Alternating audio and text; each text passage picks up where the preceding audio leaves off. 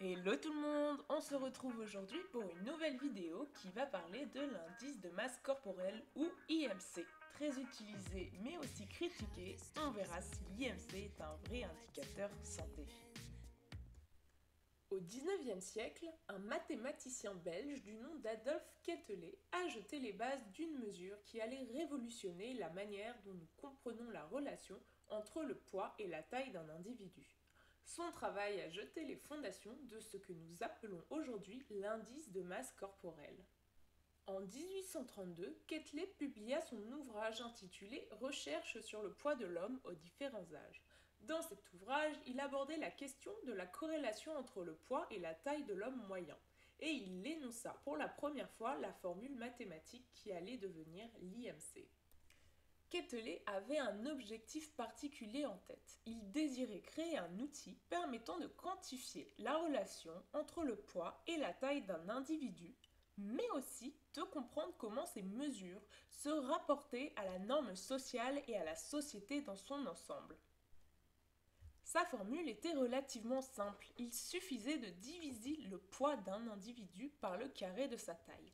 Ainsi, il pouvait obtenir un indice numérique qui reflétait la masse corporelle de cet individu.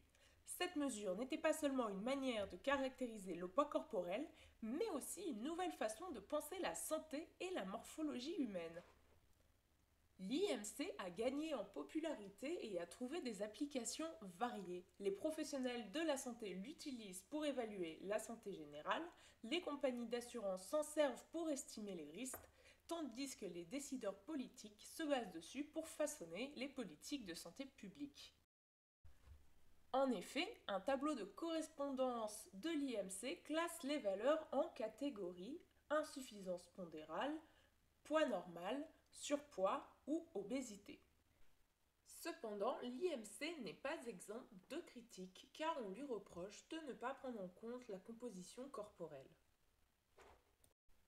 En effet, le muscle a une densité supérieure à la graisse, ce qui peut fausser le calcul pour certaines populations et pour les sportifs. Les personnes avec une masse musculaire développée peuvent facilement avoir un IMC supérieur à 25 sans que cela ait d'effet sur leur santé.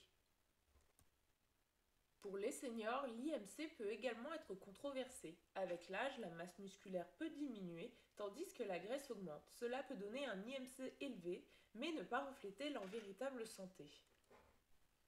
Une étude publiée en 2013 a suggéré que les personnes en léger surpoids, selon l'IMC, pourraient avoir un risque de mortalité légèrement réduit par rapport à celles considérées comme ayant un poids normal. Cette étude a suscité des débats et des discussions dans la communauté médicale. En fin de compte, l'indice de masse corporelle a joué un rôle important dans la compréhension de la santé, mais il n'est pas sans controverse. L'histoire de l'IMC, de sa formule à ses applications, est un rappel que la santé est complexe et qu'une seule mesure ne peut pas tout définir. J'espère que cette vidéo aura été instructive et on se retrouve très vite.